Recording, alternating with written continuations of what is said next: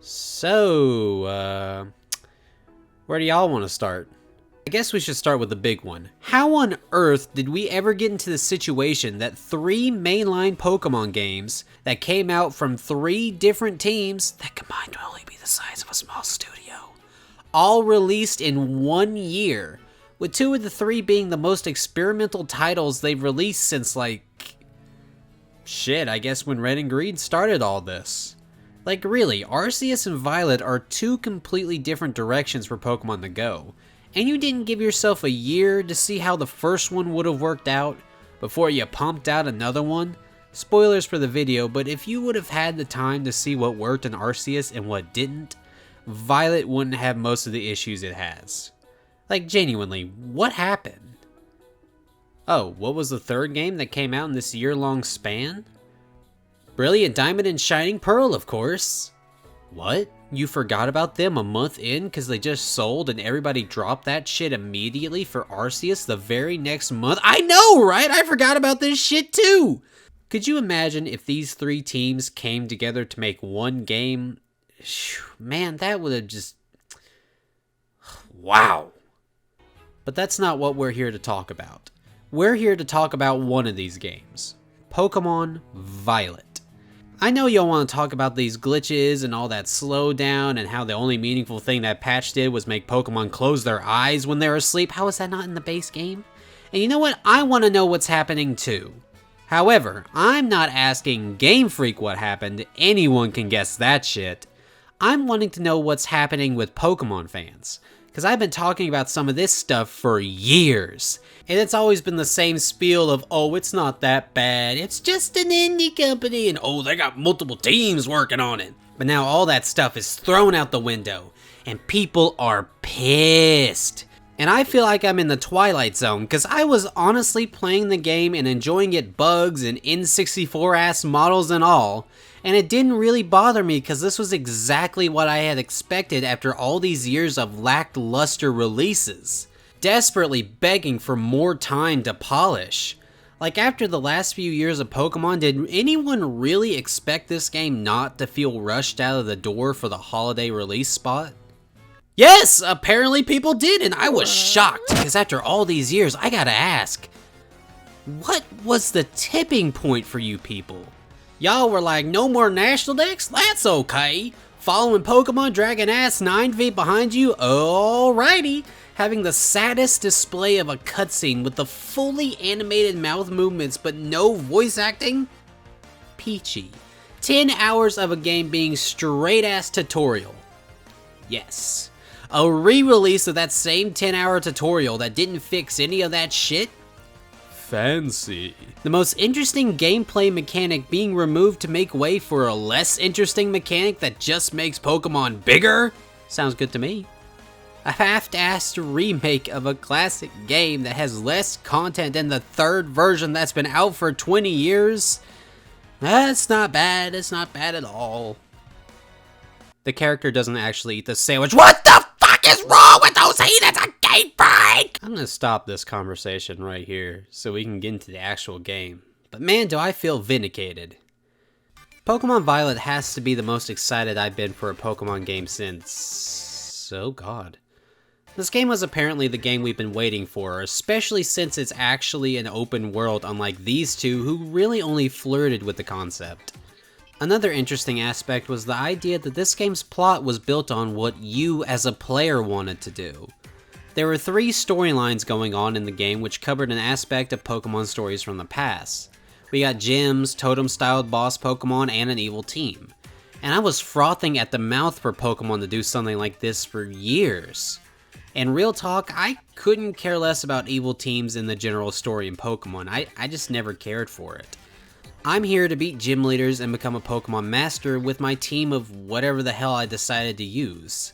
I replay these games all the damn time, and my biggest problem is how much time I have to waste learning about and dealing with losers like Lysandre, or something like a knockoff version of Jesse and James.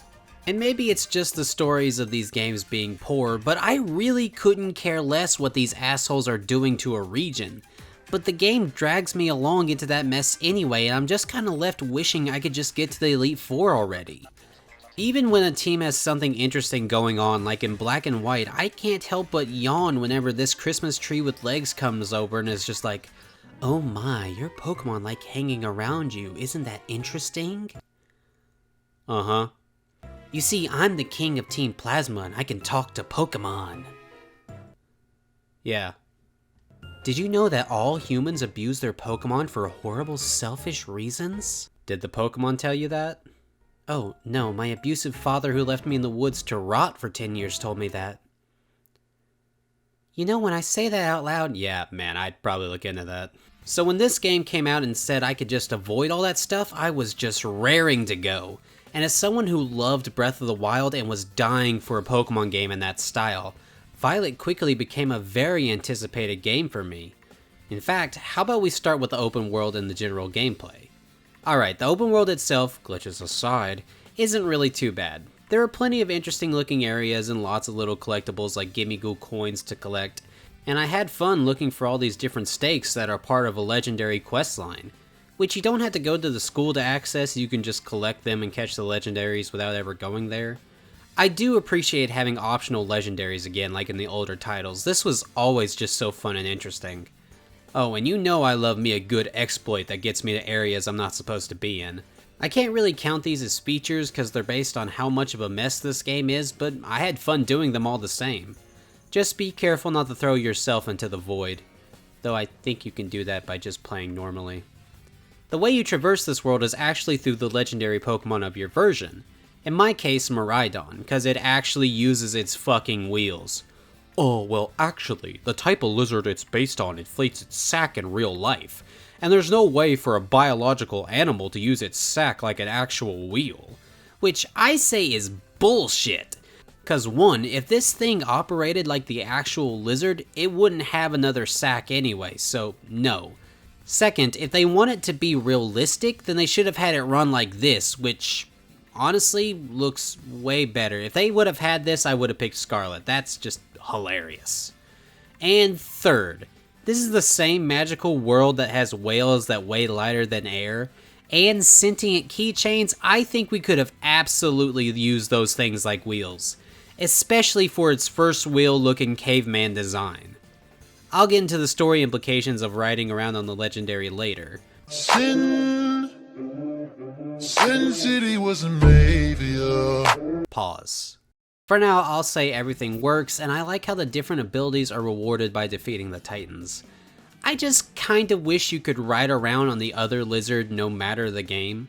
Like, maybe if you have a Cyclizar with you, you can ride it around, but it's only as good as the legendary is at the start.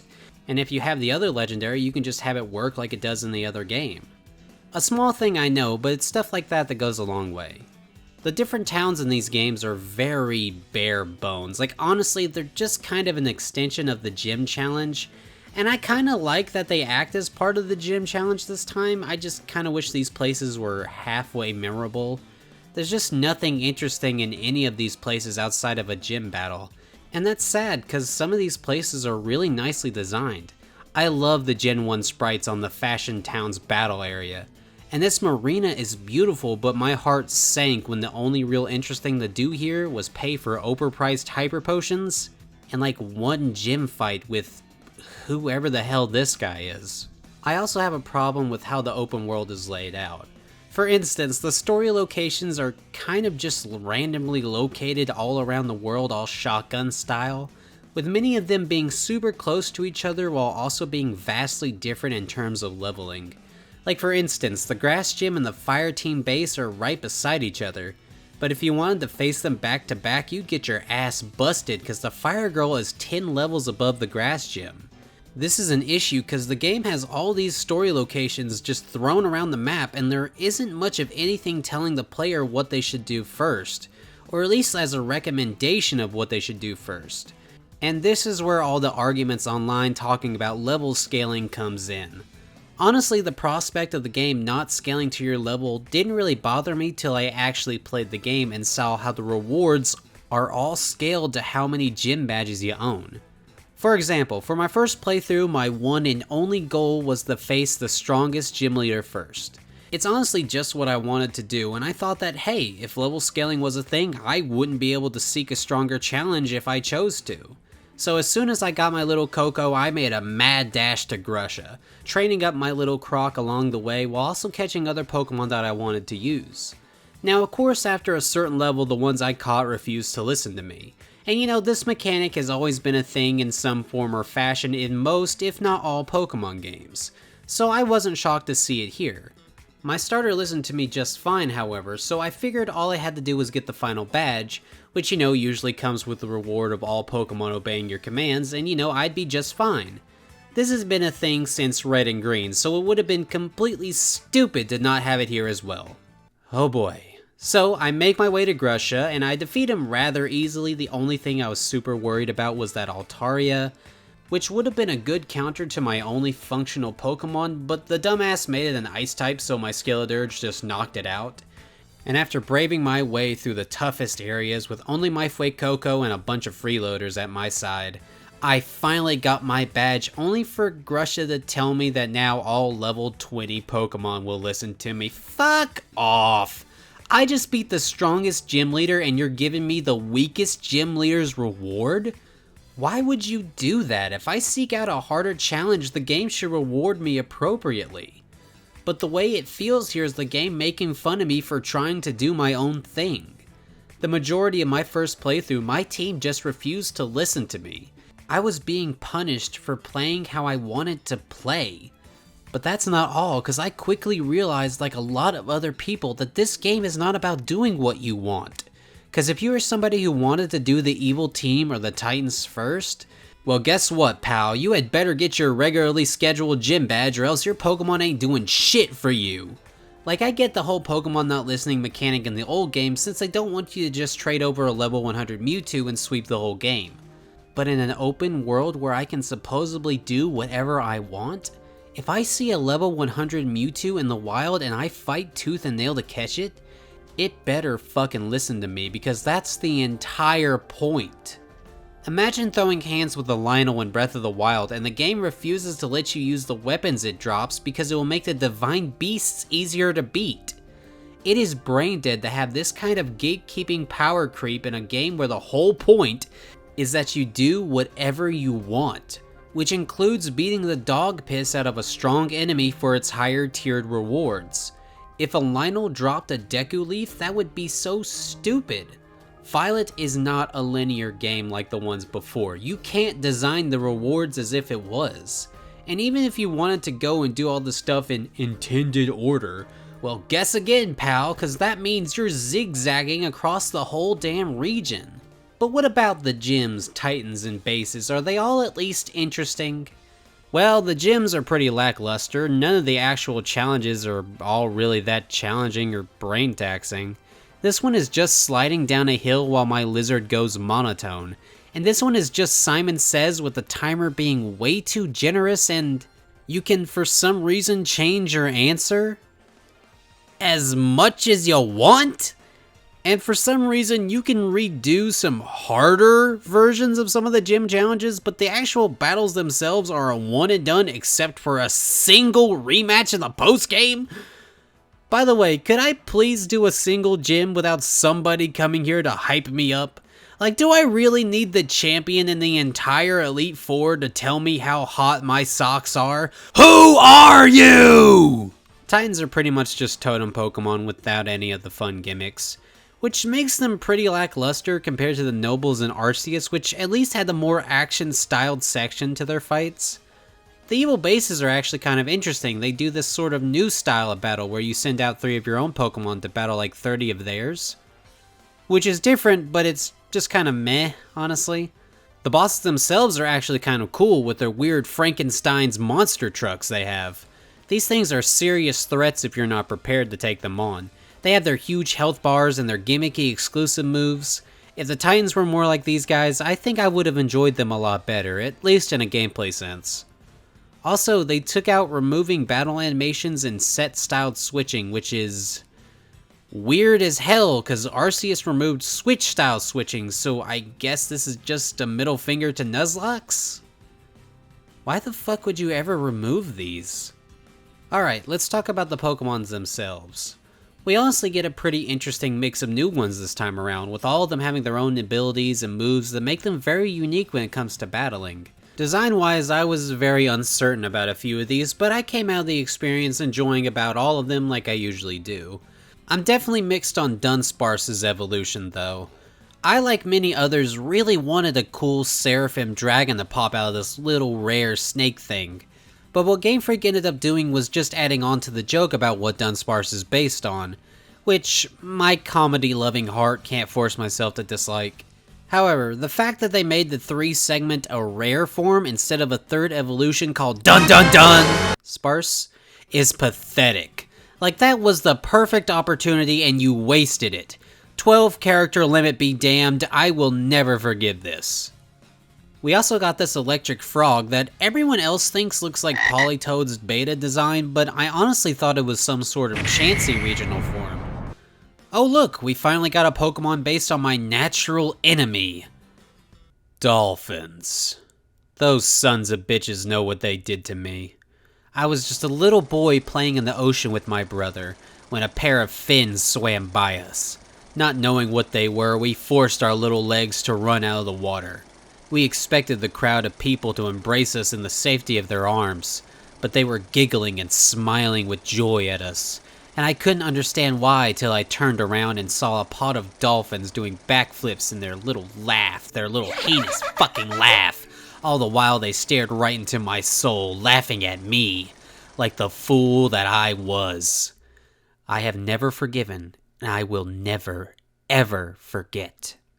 Is anyone else uncomfortable about Reveroom's rock wheels? Like, just something about an engine with rock wheels just really makes me uncomfortable. Like, you have cars in this universe, just make its body out of car parts, like, what the fuck? I was really excited to see my boy Sawsbuck come back for this game, especially with all of his seasonal forms included, which I think was handled fairly well in this game, though sorry to all Vivillon fans out there, that poor thing only has one form available in the game, instead of the form being based on where you bought your Switch. Way to ruin the poor thing's gimmick, guys. Last time I was pretty adamant on Game Freak retiring regional variants for a while, since I felt the ones in Legends were way too similar to their original versions. Well, Game Freak must have felt a similar way, because the ones in this game are very different. Wooper gains a whole new evolution instead of a poop-colored Quagsire, and there's 3 whole different breeds of Tauros, which is really interesting. However, I wish the pure fighting form had something unique that helped it stand out a little more compared to the other two. But as I was saying, this game introduced Convergent Evolution, where a Pokemon is extremely similar to one we've already have, but it isn't a regional variant. This is probably what regional variants should have been like in the first place instead of just Delta Pokemon with a bit of a color change. But I'm not gonna hate this, and I kind of hope we go back into the series and reclassify the many Pika clones and Pokemon like Luvdisc and Alomomola as Convergent Evolutions. I love this Toad School line, it's just a cute-ass goofy mushroom. How could anyone hate this little dude? Though I will admit that this is kind of just an excuse to give these guys their own dex number. But that's not the only evolution on regional variations. The Paradox Pokemon are past and future versions of Pokemon we have in the present. And let me tell you, I love these guys. They're all cool creative takes on old Pokemon, and it makes you really think about how each Pokemon got to where they are today. And where they'll go into the future. What the fuck? Though I wish the names were a little bit better, especially the Violet ones. All having iron in the name didn't make any sense to me. And I really wish they weren't unavailable outside of Donphan till like post-game. And it's absolutely criminal that Iono didn't have a Sandy Shocks. Could you imagine if she baited us about a regional Magnemite in her trailer saying that it was not a real thing? Just for her to come in with a past version of Magneton? Come on, that would have been a great surprise. Low-key, I am a little disappointed that they didn't make Hydreigon's Paradox a tank. Since that was what it was originally going to be in early versions of Black and White, I felt that would have been a lot better than whatever it is here. Ugh. Iron Jugulus is a pretty funny name though, so I'll give it a point for that. And I'll give it half a point for that Pokedex entry. Like, it bothers me, but it's also really funny. Half a point. Though, if you're wondering, my favorite has to be this Alienware Tyranitar. One of my favorite Pokemon and some of my favorite colors. Of course I love him and his shiny. Though I should have waited to make that joke about Tyranitars and Aggron's rivalry. He must be pretty pissed at this point. Just how many rivals do you have now, huh? He's your rival, they're your rivals, you're your own rival, I'm your rival! Do you have any more rivals that I should know about? Meow. Oh, and if you're a fan of this channel, you know I made 2 videos diving into potential evolutions for these games. We'll talk about those at the end, so stay tuned if you want to hear about how I was way off with my ideas and what actually came out. The way the Pokemon act in the overworld is much better than it was in Arceus, as they do for the most part interact with one another, though still not to the extent of games like Pokemon Snap for instance. Following Pokemon is back and it still just barely works with most Pokemon just lagging behind you, and you have to like slow yourself down to a snail's pace just to let them keep up. We had this perfect in Let's Go. Why have the 3 games after it having so much trouble with this? Speaking of, the new Let's Go feature where your Pokemon travels off on its own and you have it train against wild Pokemon is pretty cool, I like it. Though the wild Pokemon in this game really do make me wish I was playing Arceus. I could not get back into the usual running into a Pokemon to start a battle. I much prefer the Pokemon just trying to attack you specifically, while you have to actually send out your own Pokemon to battle or just run away. Riding around on Miraidon and accidentally bumping into a Pokemon just to run from said battle and then get into another battle was just really fucking annoying. And I more than once got into an endless loop of my character jumping back onto another Pokemon while I'm trying to get away from the first one I'm fighting. I really missed how this was all handled at Arceus, especially when it comes to catching. Like having to get into a battle and then lower the HP and then do the Pokeball is just too fucking slow. Especially after the last game just had me throw the damn thing, you know? Like I know Pokemon Violet's just trying to be the more traditional Pokemon experience while Arceus is a more action-styled version, but man, I cannot go back to traditional. It's way less interesting, especially when I know they can be doing more interesting stuff like this, and honestly, this is way more fun. Thank goodness though that quick balls are in this game, but it is not the same. And I hate that you can crouch in this game because muscle memory's a bitch and I was always trying to do a cool dodge or something. I also wish that attacks actually connected like they did in Arceus. Like really, what's the excuse for not having something this simple in the game? Like Arceus just had them slide over and attack. That's gotta be simple enough to do for every physical move, right? And why can't I evolve things in the menu anymore? That was just so convenient since that means I didn't need to use an Everstone if I wanted to use a lower stage Pokemon. Something else that was better in Arceus was the crafting. In that game you used different materials to make potions, Pokeballs, and you know, that was pretty cool. But using materials gotten from fighting Pokemon to make TMs is miserable. Especially when TMs are one use only again. Stop trying to bring this shit back, Game Freak. Nobody wants this. I hated going to see what TMs I could make and seeing Earthquake or something available, but I had to go grind up Bagon Skulls or something. I'd literally rather use Bulldoze or something weaker the whole game than go out of my way to craft a stupid TM. In Arceus, you were practically swimming in resources with how much you just pick stuff off of the ground as you move throughout the world. And even if you didn't, you could still just buy Pokeballs or whatever. Here, it's a big hell no, because you can't buy anything. Your only other option is to randomly find a TM lying around or just get one from a story segment once. You can't buy them anywhere, which sucks, because once again, those assholes made them one use. Why would you ever bring this back? Stop! Also, anyone else thinks working in these gas station Pokemon centers would be miserable? Like, you know there's no AC in these things, and I definitely don't see a bathroom. But then again, every store is a menu now, so I guess there's barely any bathrooms anywhere. Well, maybe except the hair salons, which for some reason do have an indoor area. I know it's the same one they've used since Sun and Moon, but really, why not just do that for all the other stores? The customization in this game is piss poor, with there only being able to change stuff like your shoes, hat, or bag, and not much else. I get that this is a game based around a school, but being stuck in their uniform is such a drag. Like, at least make different colored versions of the 4 uniforms, you know? The character creator at the beginning is pretty dope though. I mean, we do need more, but I love all the options we have at present, and it makes it so everybody's players actually look different from one another. You know, except for the fact that they all have to share the same 4 uniforms.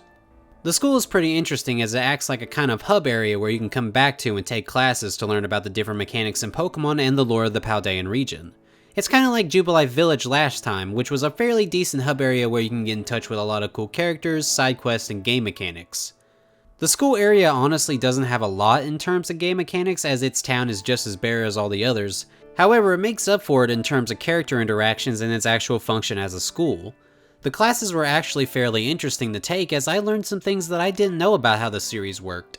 This is a cool thing for people who haven't really tried the series before, and I'm extremely glad that you can ignore the hell out of this place, cause when I saw school in the trailer, I was scared as hell. I did not want to have to sit through tutorials in the form of lectures, but thankfully no, the actual classes are optional. However, I think you should maybe check these out, cause you actually can form bonds with the different teachers and get like, what, one cool reward out of it? You know, since you don't need the hot history teacher to tell you about the legendaries. Look, I know this isn't really all that impressive, but the nurse is super cute and I was really happy to help her dream come true.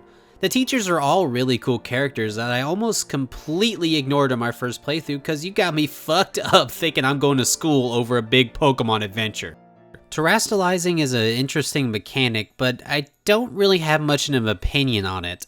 Like, I like it and you can do some interesting strategies with it, but like, I never found any real use for it other than to power up a certain move. Or maybe if the opponent is super effective to me and Terastallizing helps me out. I know competitively it's really interesting, but I don't play competitive and I'm definitely not looking around for 50 damn shards just to change a Terra type. That stuff should have just been free, and I hate how none of the NPCs do anything interesting with this mechanic. Other than Brassius and his truly Wudo and Iono and her no weakness Mismagius, everybody else's Pokemon just suffered by Terastallizing. Like I said before, Grusha would have been a much better fight if he didn't Terastallize his Altaria, and it would have been better if he and the other gym leaders Terastallized one of their main type Mons to another type. Back to Grusha, because I guess he's my punching bag. His Titan was a real monster to deal with, especially with Liquidation. If that thing was a Water Terra type, it would have whooped my ass, and he would have covered 2 of his biggest weaknesses in Fire and Rock. Why didn't a single trainer in this game do something like that? It's ridiculous, and before you ask, no. The Champion and the Elite Four didn't do anything interesting either. Probably the worst Elite Four in Champion, bro. We'll talk about character stuff later, but gameplay-wise, these guys suck. Look, I know Glamora is your main Mon and all, but that does not mean it has to be the last thing you send out. Especially when you have a Kingambit on your team. Did nobody know how their abilities worked? I know they wanted her to be a sort of rock-type trainer and have her Glamora Terastallize, but like you could have done a rock-type Kingambit. I mean, it would have sucked, but it would have been interesting. And why do none of the trainers use items anymore? Like, what the fuck happened to that? I guess all that's left is picnics, which, yeah, they're cute, and the sandwich bacon can give you some cool bonus effects.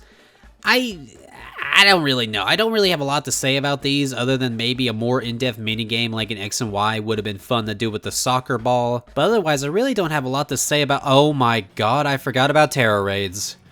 So, I'll be honest, I did not like the raids in Sword and Shield. But I could never fully put my finger on why until one day my dad walked in on me playing one and he told me word for word, this is like watching paint dry. And I was playing one of the ones in the DLC that were faster than normal.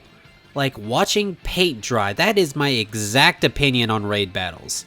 They take forever, it's extremely boring, but unlike painting a fence, a raid battle is difficult on top of that. Long, boring, and difficult is how I describe my penis. Is a trifecta of garbage, which is also what I call my dick and ball. Okay, at first Terra Raids seem harmless enough, but as you slowly go through higher and higher star levels, the more difficult and tedious it gets. To the point where everybody just spams the most overpowered strats, cause any other way is a waste of fucking time. Schlong. Alright, if we're being honest, even if these things weren't a poorly balanced, buggy-ass mess that people only play to show off their lame-ass shinies or to get exclusive items, I still wouldn't like them, so fuck it, let's just move on. A big surprise added to this game was its multiplayer, and I don't mean competitive. You can actually travel into another player's world to hang around and play with them. And the game keeps track of both of your individual story progress, so you can still move forward in the game even if you're not as far along as your friends or family. Ever since Let's Go had that really bare bones style of local multiplayer, I always wanted Pokemon to go fully into it. And it's impressive that they were not only able to do this, but at launch in their open world title. Ha! Take that, Halo Infinite! Though there isn't really anything you could do with the other player except run around together or maybe get their exclusive mons, you know, if that function actually decides to work. Like, why can't we battle or trade in this mode? Why do I still have to go to the menus to do all of that? You can steal other people's shinies in this mode, but good luck trying to find them because they don't make any noise or sparkle in the overworld. And if you're colorblind, oh brother, I feel sorry for you because some of these guys are really hard to find when you aren't. You can take pictures of yourself and your Pokemon in this game, which is kind of cool, but taking pictures with your Pokemon is a humongous pain in the ass. Like, can I really not tell them just to sit the fuck still for 5 seconds? Like, come on. The graphics in this game are passable, at least when they're not glitched out or doing this nauseating movement. Ugh. It all looks pretty okay, you're not going to be impressed, but I'd say this is probably the second best looking mainline Pokemon game on Switch. The art style is pretty solid, all the character designs are good, or at least interesting to look at. My only real design nitpick is probably Riku. Well, not for her actual design, I think she looks really cool. But her design just isn't screaming ground type trainer to me. Like, maybe add a cowboy hat, some mud boots, and an overcoat to match her ace Pokemon, and for the hell of it, add some tassels on there. I think Hassel will get a kick out of it. And speaking of the Pokemon, it's so cool that they all have actual texture detailed on them. It makes me so happy to see Basculin actually have those little tail spines like real bass. That's just so cool. This kind of detail is something Pokemon has been dying for, especially after Pokken showed off what it could look like. Also, some of the Pokemon have had their animations worked on a bit, like Ursaring here actually looks ready to strike instead of his usual relaxed stance in other 3D games. And who would have thought we'd see Charizard on his feet again? That reminds me of something.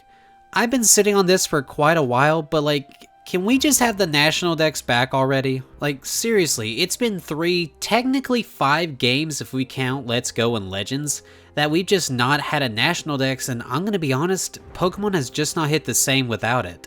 Like, none of these games have had anything worth the removal of the National Dex.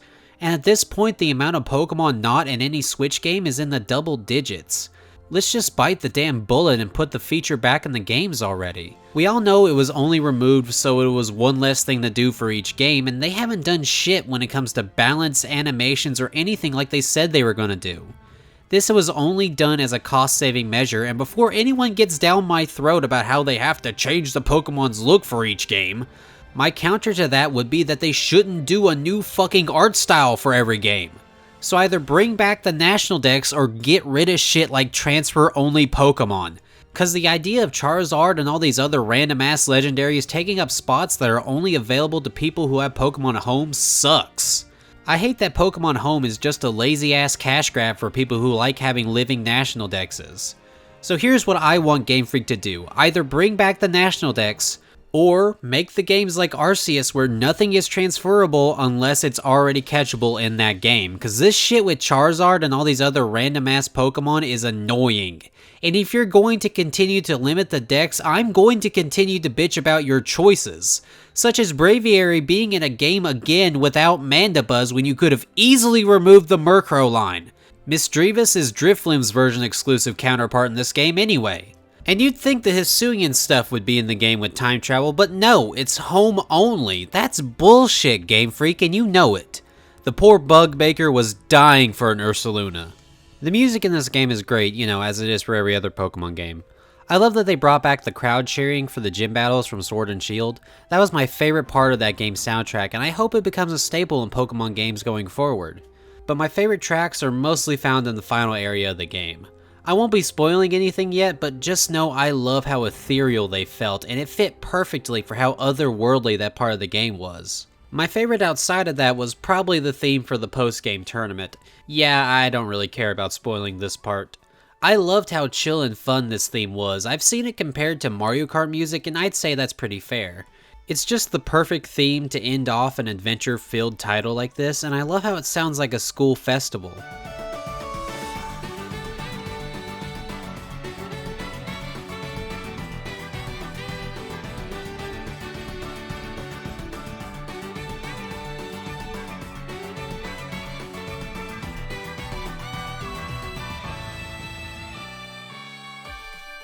And hey, speaking of sounds, can we please get some voice acting already? Like really, why have all these cutscenes and characters whose character traits are based around their voices, and then not have them actually have a voice? Like, this is ridiculous.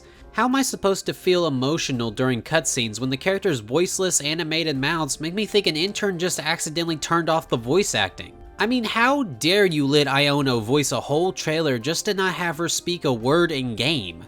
You're really just fucking with us at this point. Alright, you know what time it is. Story time. Here's the time to skip to if you wish to avoid all story spoilers. Violet really doesn't have a very in-depth story, but it does get interesting, and I think it's best to experience it for yourself. We start off like so many Pokemon games before, with a dragon suicide bombing a beach. We then transition to a child, either myself or Juliana in our case, in their mother's home. But this time, instead of a professor, the director of the school the child is enrolled in comes to visit, and he lets us hang around our starters for a bit before letting us decide which one, which is honestly a really cool change. I like that. But honestly, these two never had a chance with my little Shkrumkins right over here. Just look at this little shit. Like, how am I not supposed to pick him? We also meet up with one of our rivals in this game, Nemona, who's pretty much just like Goku, except she doesn't know how to take a hint. So yeah, just Goku. As Juliana and Nemona head towards the school, they hear the dragon screeching for help. Juliana accidentally falls off a cliff while searching for the dragon and ends up right in front of it. She feeds the dragon a sandwich to help it regain its strength before the two of them have to go through a dangerous cave to get back up to Nemona. As the two of them go throughout the cave, they're met with a bunch of powerful Pokemon that are way above Juliana's level. The dragon ends up saving Juliana, but once they reach the exit, it collapses into a weaker form. Our little band of acquaintances head to a nearby lighthouse where they're met by our second rival, Arven, who knows a lot more about our dragon friend, even its name being Miraidon. He decides to leave Miraidon in our care before he dashes off, refusing to tell us anything else he knows about the mysterious Pokemon. A little bit later, Juliana finally gets to the school, where she saves this girl named Penny from a bunch of school delinquents known as Team Star, before then heading into the school and getting signed in and getting comfy in her dorm, and then getting a call from Arven's dad thanking us for taking on Miraidon for his lazy-ass family. And then we skip about 3 or 4 months into the future where the actual interesting stuff happens. The Treasure Hunt, which is a special event where all the students go out into the world and do their own personal adventure to find what they consider to be their own treasure. Juliana is about to head off to find her own treasure before then getting roped into finding everybody else's. Nemona wants us to do a gym challenge so she can actually have somebody who's actually strong enough to face her in battle. Arven wants our help hunting down the Herba Mysteria, which is guarded by Titan Pokemon, but for some reason he refuses to tell us why he wants them. And then we have Penny, Cassiopeia. Was anyone actually fooled by this? Anyway, they want us to help them take down the different parts of Team Star around the region. Let's start with the gym challenge. We head to each of the different gyms where we meet with a variety of different characters, such as a spider-themed baker, who worked on the music in this game again, everybody's new favorite gym leader, Larry, who absolutely deserves that title because he is the best character in the entire game, and a rapper who keeps dodging my attempts at a real battle. Nah, you heard me. G-Rave, turn up my music.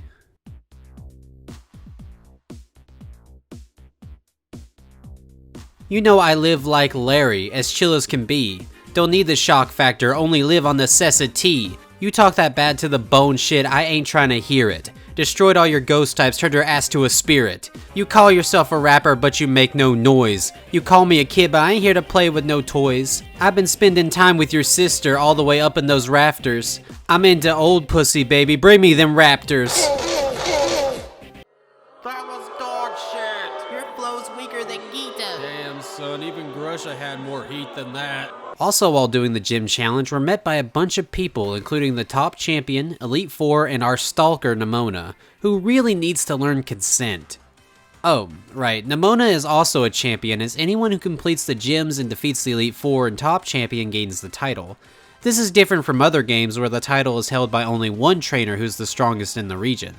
In a gameplay sense, it doesn't really change anything, but in a story context, it also doesn't really change anything, as Nemona is still referred to as the real strongest trainer in the region, even by the top champion Gita, who has to be the worst champion in the whole series as she doesn't even know how to properly use her team. Nobody seems to like her other than Nimona, and she even states that her biggest flaw as a champion is her tendency to go too hard in battles. That's the whole point of the job! Like, could you imagine losing to somebody who's holding back at this level? That would just be insulting. Man, even Larry doesn't fuck with you, and if he doesn't, neither do I. Though she did help my man to see things in life a little differently from his trademark blandness. I'll give you a point for that, Geeta, but you're still kind of the worst. The ending of this storyline ends with us being forced into a battle against Nimona, where she uses her actual strongest This was the team that held back against Geeta? The whole Pokemon League does nothing but blue ball me with interesting stuff and then failed to deliver. The gym challenges are brain numbing, the fights are pretty damn easy. The Elite Four all share a single room, and the champion doesn't know how to use her Pokemon. And I think the factor that exemplifies how lackluster this all is how you can technically head to the Elite Four at the start of the game and take the entrance exam to actually fight them, which is really cool till you realize all the questions are these no correct answer type bullshit where you fail no matter what if you don't have all the badges. So like, why even let me take the exam in the first place? Then when you do get all the badges, they give questions that do have correct answers, but it's stuff like where the gym was located. And to be honest, I don't know because none of these towns were worth remembering. And there's this one question. Why are you here today? And I'm like, for fun, I guess. And that's an automatic failure? Why? What do you care? Especially when your answer before was we all have our own reasons. Then we got to Nimona herself. I just didn't really feel anything for this character. Like, she's supposed to be a Pokemon version of Goku. A pushy, kind-hearted, battling genius. But that last part never came through in my battles with her. Like, she's this big-time battler with tons of Pokemon she's trained up to perfection. But we only see her use the same 6 the whole game, even though we see her use a Tauros in the opening. It would have been really cool if she really did have multiple teams she used, and maybe during one of your battles, she accidentally brings one of her stronger teams. And it could be one of the few times that you as a player would be forced to lose. However, if you manage to overcome it, she's super impressed and maybe she gives you a reward, which going by this game's standards with proper rewards would probably be a single potion. But if you want me to believe she's a champion level battling genius, show me she's a champion level battling genius. You can't just have her use Stealth Rocks once like Rourke didn't do that in Diamond and Pearl. But otherwise, I guess Nimona is fine. Her petting Miraidon was cute. The Team Star storyline is basically Juliana heading towards a star base, through the front door only by the way, and dealing with them while putting together the pieces of what happened a few years ago in a confrontation between Team Star and a bunch of bullies, alongside her friends Cassiopeia and Clive. He actually did fool me at first till I noticed the goatee, and then I put it together in my head that he was actually Director Cavill. What? As Juliana defeats the bosses, they each tell her a part of their story with some coaxing from Clive, who's here to try and bring the students back to the academy before they get expelled. After defeating a boss, they give us their star badge and Cassiopeia says something suspicious before Penny brings us some materials and hacks into the league to give us access to more TMs. We eventually find out that Team Star is formed by students who were bullied at the academy as a way to stand up against their bullies with flashy clothes and disturbing, ungodly abominations. But when it came time to fight the bullies, they pissed their pants and ran away, even leaving the school entirely. With a lot of the blame being shifted to Team Star, their main boss ended up taking the bullet for their lackeys and being sent away as punishment. This is the reason that the team refuses to return to the school, as they won't come back unless their boss shows up. And after getting the last badge, Cassiopeia reveals to us and Clive that they are the real boss and they challenge us to a battle to finish off Team Star for good. We reach the academy where the final battle is to take place, where Cassiopeia is revealed to be Director Cavill. Nah, he's just testing us before the real fight. We meet up with Cassiopeia, who predictably is Penny, the girl we saved earlier. If you're wondering why Penny didn't just disband Team Star as she was its leader, she reveals that she's really the boss in title only, as they agreed to not let anyone boss each other around. So us getting the badges was the only surefire way for all of Team Star to return to school. After a big battle, Penny is satisfied, and the rest of the Team Star bosses come in to tell Penny how much they missed her, and how they all want to return to the school and be with their friend. But then Clive starts talking all proper like some sort of adult, which freaks Penny out till he reveals himself to be Director Cavill! See, it's funny because I did it 3 times. Comedy comes in threes, you see. Haha. And basically he says everything is cool now with Team Star in the school, though they do have to do community service for all that weird Frankenstein shit they did.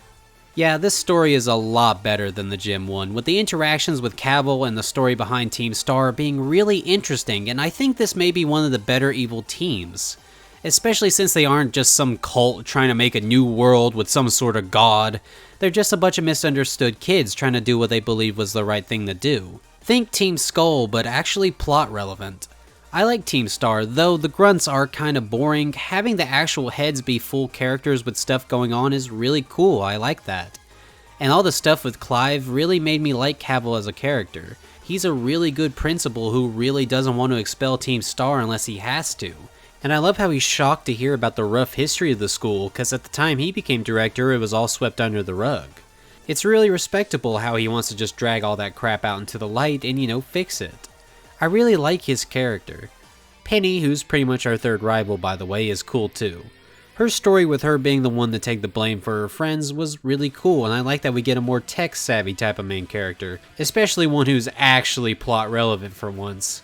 And I like how she's not a slouch at battling, since she has this all-Eevee team, which is pretty damn tough, though she is kind of a slouch at cleaning this damn room. Oh shit, I think I heard something crunch! Penny is great though, and I like how she's at first intimidated by Miraidon, but she sticks up for him later in the story. The Titan plotline sees us meet up with Arven as he tries to find the Titans, not really sure why he has so much trouble finding them. These guys do really stick out like a sore thumb. Well, except for the last one, he did trip me up on my first playthrough. You and Arven battle the giant Pokemon, eventually defeating them and grabbing the Herba Mysteria, which we use to feed our Miraidon to help it gain back its many ability... Herba Mysteria. Oh, you motherfuckers. While Arven uses the herbs for something else, which he reveals to be his Mabostiff. You see, Arven's dad is Professor Turo, the future-looking guy who asked us to officially take care of Miraidon. Turo does his research in Area 0, a sealed-off spot in the middle of Paldea where scary and mysterious Pokemon seem to live. Miraidon is one such Pokemon and was one of the ones that Turo was researching. Which is why Arven has its Pokeball, I guess? That part really doesn't make a lot of sense, cause why wouldn't Turo have the ball since he was there with Miraidon and Arven wasn't? Well, one day Arven tried to head into Area 0 to find his father, but he was attacked by a powerful Pokemon and his Mabostiff was hurt badly. He tried Pokemon centers, potions, everything, but nothing works, which is why he heads out to find some of the herbs that were written about in the Violet book that his dad used to own. Arven feels like his dad abandoned him, and his Mabostiff was the only one who was there for him, so he has to save him. And of course, us and Miraidon want to help. After many sandwiches, Mabostiff slowly but surely finally gets back to full health. And Arven hears from his dad over the phone that he wants him to bring Juliana and Miraidon back to his lab in the lighthouse. Arven does this, but he's a bit miffed as this is the first time he's heard from his father in quite a while. The two reach the lighthouse's lab, where Turo tells us that we are needed in Area 0, but to make sure and bring backup as Area 0 is very dangerous. Arven's pretty pissed, but he agrees to lead Juliana and Miraidon to Area 0, and he even finds them backup. But before we go, we have a full-on battle against Arven and his fully healed Mabostiff. And man, this guy might just be the strongest trainer in Paldea. You know, if we don't count this Frankenstein bullshit. It's pretty funny to compare him to Geeta and Nemona. Never doubt the power of a man trying to save his dog. At first I didn't care for Arven all that much, you know, with him being so dismissive towards Miraidon, and him just being a real jerk in general made me really dislike him. But as soon as he revealed that he's only trying to heal up his sick dog, man, how do you gotta do this to me? Like, I literally had a Mabostiff on my team that I saved from falling to his death. He didn't listen to me and I wasn't sure if I was going to use him, but Bruiser quickly became my guy. And I'll be damned before I let Arven lose his. Arven is justified in his dislike for Miraidon and his dad, but he slowly starts to grow out of it and put his feelings aside to help out Juliana. And eventually he works through his feelings entirely. Arven is probably the fan favorite of these rivals, and it's easy to see why. He's just amazing. He even makes homemade badges for each of the Titans. I love that, and I love that everything is done with badges in this game. It's really cool. But technically, we're not done with Arven's story. After completing the 3 stories, it's time for the 4th and final one, as Arven finds the backup we need in Penny and Nemona. and then the four of us head into Area Zero on Miraidon's back.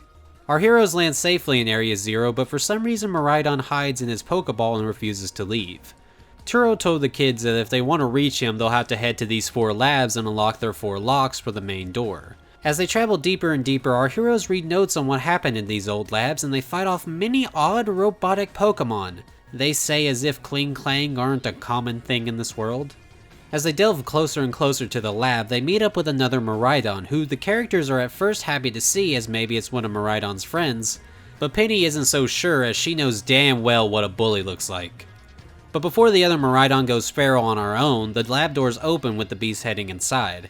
After a skirmish or two, Juliana heads inside as well to meet Professor Turo in the flesh, or maybe the synthetic flesh as the AI Turo tells us what's up.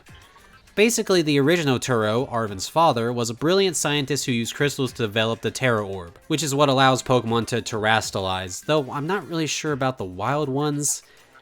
He at least gave the Terra power for humans to use on their Pokemon.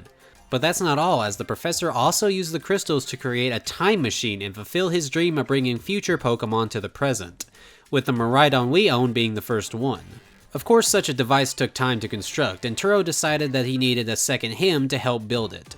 And that's where AI Turo comes in. Sometime later, another Miraidon came out of the machine, and this one was an asshole who wanted to fight our Miraidon off and keep Area Zero as its own territory. When Turo tried to stop the fight, he underestimated the new Miraidon and was killed, leaving our Miraidon to run away to safety and leaving traumatic scars that left it unable to battle. Yeah, Turo passed away. Death is a pretty common thing in Pokemon, especially in X and Y with Lysandre supposedly dying in the weapon, and the old man who you can give a Pokemon to so he's not alone when he passes. But Pokemon has never been so open about it. The AI straight up tells you that he passed away. But AI Turo didn't bring you here to mourn or give poor Arven some damn closure. He brought you here so you can destroy the time machine. Basically, Turo was an insane asshole whose time machine just keeps catching and releasing future Pokemon into our world. And though they've remained contained in Area Zero so far, some are leaking into the rest of Paldea. And soon they'll overrun it and ruin the ecosystem of the region. We get to the machine, but before we can turn it off, the AI warns us that he's still an AI, and if we try to destroy the machine, his programming will kick in, which will override his free will and he'll be forced to fight us. Juliana accepts this and places the professor's violet book in the machine, which activates its shutdown, leading the AI to attack her with his futuristic Pokemon. After a successful battle, all of our friends come in, including Arven, who's shocked to see this fucked up version of his father.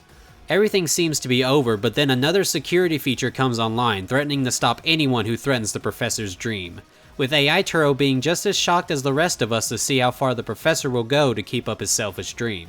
The protocol turns off all Pokeballs that don't have Turo's ID on them, as the AI once again loses his free will and he's forced to send out the second Miraidon. The kids have no chance of running or fighting without their Pokemon, but Juliana thinks quickly and sends out Miraidon, who's still technically one of Turo's Pokemon. Miraidon is still pretty nervous, but the kids cheer him on, including Arven, who admits that the reason he dislikes Miraidon is because at one point Turo brought Miraidon to live with him and Arven at the lighthouse. But Miraidon was spotted by some strangers, which led Turo to take Miraidon back to Area Zero, which was the last time Arven and him ever saw each other. Wait, if Turo took Miraidon back to Area Zero, then why did he leave Arven who cares? After hearing the kids cheer him on, Miraidon gains the strength to transform into his battle form, and with the help of Juliana and the Terra Orb, they defeat the second Miraidon, shutting down the time machine for good. However, AI Turo admits to the kids that he was pretty jealous watching them all go on their own adventures while he, as an AI, was programmed to be stuck in Area Zero. So he decides to travel to the future in the time machine for 2 reasons. One is that the machine can't function without him, so if he's gone it can't be reactivated. And 2, he is still Turo in some shape or form, and of course he's curious about the future. Of course Arven doesn't take this all very well, cause, why the fuck would he, but he's moved on from being sad about his father leaving him, and he decides to just be happy with his friends. We end on our heroes deciding to go on one more adventure before traveling back home together. Cue whatever the fuck Ed Sheeran is singing about.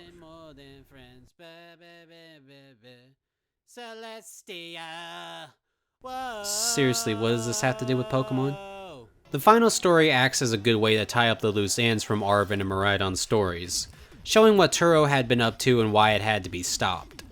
Area Zero is such a beautiful and ethereal place that feels and sounds like a version of heaven, with all the bright lights surrounding the place and all the artifacts that seem to be left by some sort of higher being. Area Zero is just plain beautiful, and it makes for a good place to have our monstrous cyber Pokemon.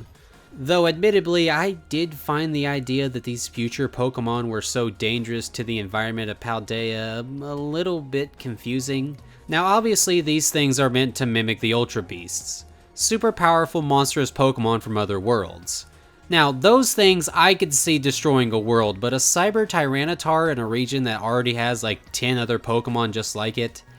That's a bit of a harder sell, especially with the game telling us that these Pokemon were already native to Area Zero well before the time machine was built. How does all that work? Well, I guess we'll have to wait for the DLC. But I guess causing a spike in any Pokemon's population could have disastrous effects. Which, if you think about it, this is pretty much what shiny hunters do on a daily basis, so that's actually really funny. I wonder if Turo was based on shiny hunters who use the Masuda method. Oh, and I like how the AI was concerned about the natural order instead of the crazy scientist. That was a nice subversion from the usual, and seeing the Pokeball ID system be canonized is super cool. That's always been an aspect of the series I've always wondered about since I saw it in that Deoxys movie. But damn, poor Arven, he doesn't even get to keep the fleshlight version of his parents. I do love his resolve at the end of the game to not be bound by them anymore, though he is looking into their work to try and get some closure that way. And that leaves our last main character, Miraidon. Yeah, the legendary Pokemon that we actually see for more than 30 minutes of the game. One of my favorite parts of Sword and Shield was its DLC with Kubfu and Calyrex. It was fun to actually interact with and get to know a legendary Pokemon. You know, instead of it just being a living nuke button that you get before the end of the game. And that's how I feel about Miraidon. It is your partner in this adventure, being right beside you reacting to all the stuff going on. And of course being there for when you need it. I love that it even gets to play with your other Pokemon in the picnic area. That is just so cute. I vastly prefer this type of legendary compared to the gods of the older games. Making it all the better is the character arc you watch Miraidon go through. Cause he did not want to go back to Area Zero. He was fucking traumatized. But when push comes to shove, he'll fight for you, and that's just awesome. What I didn't love though was how this all worked in gameplay. You see, there's a reason they give you a second Miraidon, and that's cause it's a pain in the ass to add this one to your team only for it to revert back to vehicle form when you activate it. Like, why can't it be on my team and be my ride at the same time? That's just stupid. It would have been so easy for it to just transfer from ride to battle form as soon as a battle starts. But no, I have to manually activate that every time. I guess Game Freak knew that this was all bullshit, so they just gave you a second Miraidon to avoid all that tedium. Anyone else think it was weird that Cyclizar didn't have a presence in the main story at all? Like seriously, it's the modern version of our legendary and none of the main characters use it or compare it to Miraidon. Like, where's my racing rival with a Cyclizar, Game Freak? That would have been so cool, and I'm surprised there's no races in a Pokemon game with a motorcycle. Oh, right, we were talking story. Yeah, it's decent. It's probably not the best story ever, but honestly, it's nice to see a Pokemon plot with no major plot holes or simple solutions that makes everybody in the game look like an idiot. The crisis is in 1,000 years, Rose. I think we can take our time. Or how about Lucamine's husband eating beans the whole damn game while his wife goes crazy looking for him? Nah, in Violet everybody has a good reason for what they're doing, though maybe not all of it is super interesting. I still enjoyed this story a lot, and that's a pretty good compliment from somebody who's really not happy about the recent main series stories. Other than like, parts of Arceus or something. I was kind of mixed on that game's story, I got a whole video about it. Though it was strange how little terrestrialization and the Paradox Mons actually played into this story. But if the Violet book and the school is anything to go by, I'd say we'll be learning all about them in some sort of DLC. The post-game is alright, it's pretty much just stronger terror raids and a trip around the region rematching all the gym leaders, so that Geeta can skip out on her duties as top champion to join in Nemona's School Battle Brawl. Oh, hold on, I'm being informed that School Battle Brawl is not the official title and only what Arven calls it.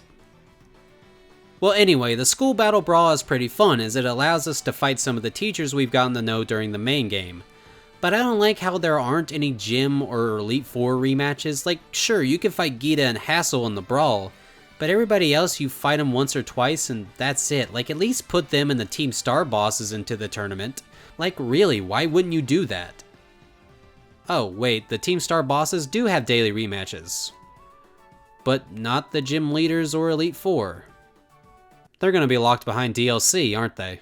And that's Pokemon Violet, a game with lots and lots of issues, but I'd be lying if I said I didn't have a fun time with it. That's always gonna be the Pokemon fans' Achilles heel, isn't it? Even if the games are of the same quality of a half-eaten Big Mac in the trash, as long as that shit ain't got mold on it, it's still probably a decent experience. I swear, if Pokemon ever just decides to take its time with a project, the rest of the industry would sweat buckets. But no, the chances of that happening is kind of low. However, I do think they fucked up a little too much with this one. All the bugs have left people contacting Nintendo over refunds, and though the whole refund thing is probably not as big as many people think it is, the news of Nintendo actually relenting and giving people refunds is probably going to mean that the Big N might start going over and pulling rank at the Pokemon Company. But then again, these games sold incredibly well, so honestly, who's to say what happens from here?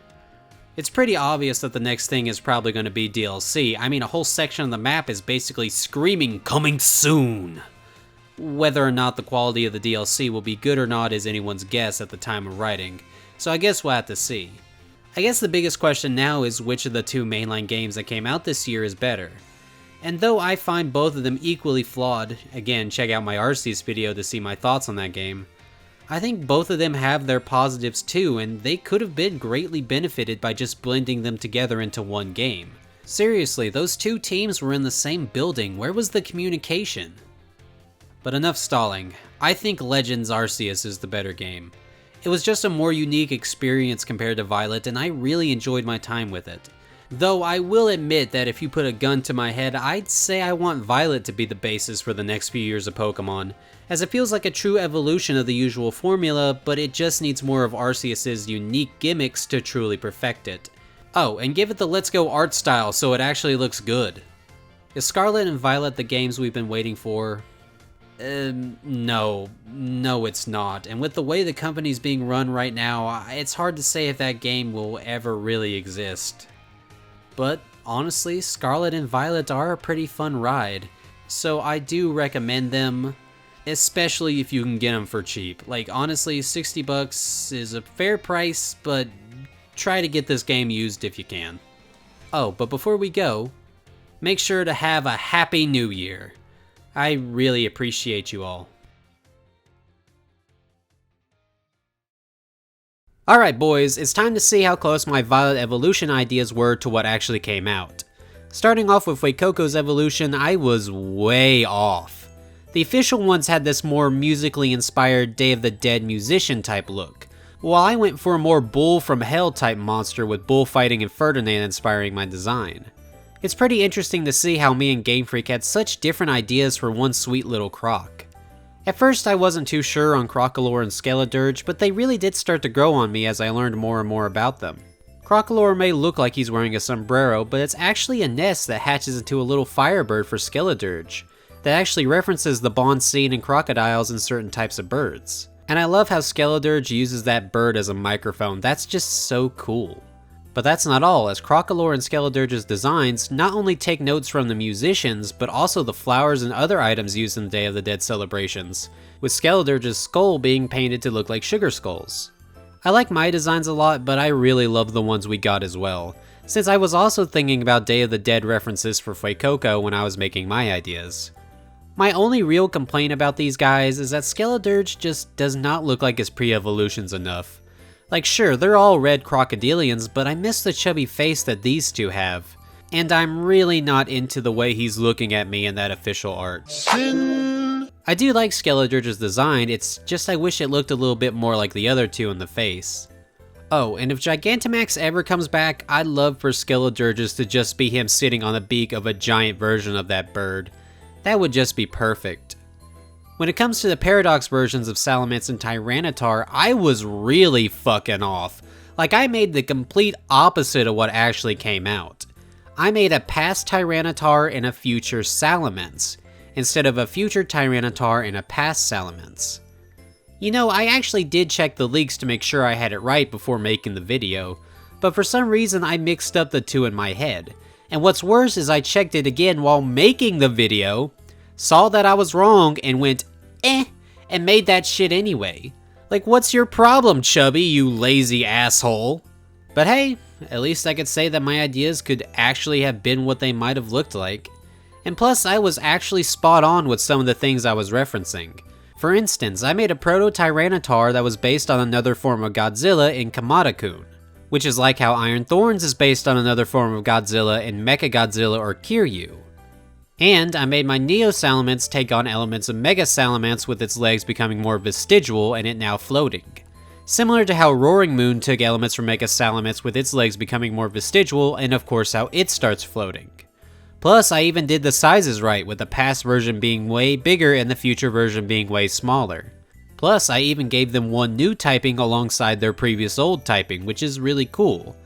My fear about all future Pokemon being boringly cybernetic came true, but at least they're not all steel types. Though, now the question is, what the fuck are they made of? Cause it sure as hell ain't iron. In conclusion, I was definitely off with my ideas, but I am still proud of how they came out, and how close I was when it came to sourcing my ideas.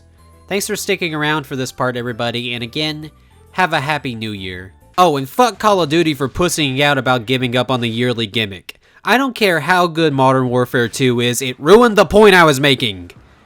But like, is it actually good though? Cause I kinda liked Modern Warfare 2019, but that $70 price tag is keeping me far the fuck away from this new one. I don't know, let me know in the comments. And for a final time, happy